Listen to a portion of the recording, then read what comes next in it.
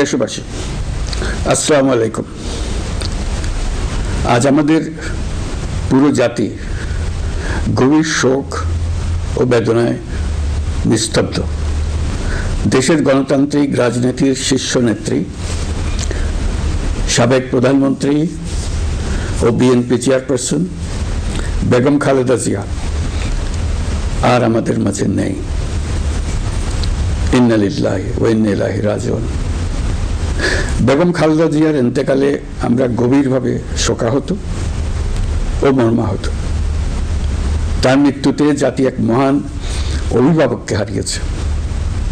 এই গভীর শোকের মুহূর্তে আমি তার পরিবারের সদস্যবৃন্দ, রাজনৈতিক সহকর্মী এবং অগণিত কর্মী সমর্থকদের প্রতি সমগ্র জাতির পক্ষ থেকে আন্তরিক সমবেদনা জানাচ্ছি। মহান আল্লাহর কাছে আমার প্রার্থনা, তিনি যেন আমাদের সবাইকে এই গভীর শোক কাটিয়ে ওঠার শক্তি দান করেন। বেগম খালেদা জিয়া ছিলেন বাংলাদেশের রাজনীতিতে এক পরম মহিমান্বিত ব্যক্তিত্ব।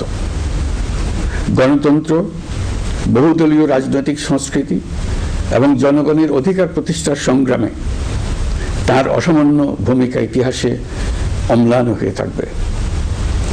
স্বৈরাচার ও ফেসিবাদের বিরুদ্ধে তার আপসহীন নেতৃত্ব বারবার জাতিকে গণতন্ত্রহীন পরিস্থিতি থেকে উত্তরণের পথ দেখিয়েছে এবং মুক্তির প্রেরণা জুগিয়েছে। দেশ ও জাতির প্রতি তার সমুজ্জ্বল অবদান জাতি চিরকাল শ্রদ্ধার সাথে স্মরণ করবে।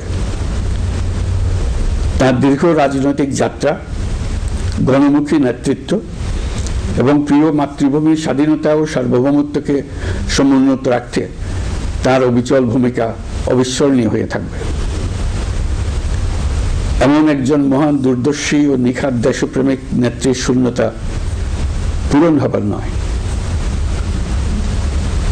প্রিয় দেশবাসী, এই শোকাবহ মুহূর্তে আপনাদের প্রতি আমার উদাত্ত আহ্বান, আসুন আমরা সবাই যার যার অবস্থান থেকে মহান আল্লাহর দরবারে বেগম খালেদা জিয়ার বিদেহী আত্মার মাগফিরাত কামনা করি। একই সঙ্গে জাতির এই কঠিন সময়ে আমরা যেন ঐক্যবদ্ধ থাকি। শোকের এই সময়ে কেউ যেন অস্থিতিশীলতা বা নাশকতার অপচেষ্টা চালাতে না পারে, সে বিষয়ে আমি সবাইকে সজাগ থাকার আহ্বান জানাচ্ছি। এই সময়ে আমাদের সবার দায়িত্বশীল ভূমিকা পালন করা অত্যন্ত জরুরি। প্রিয় দেশবাসী,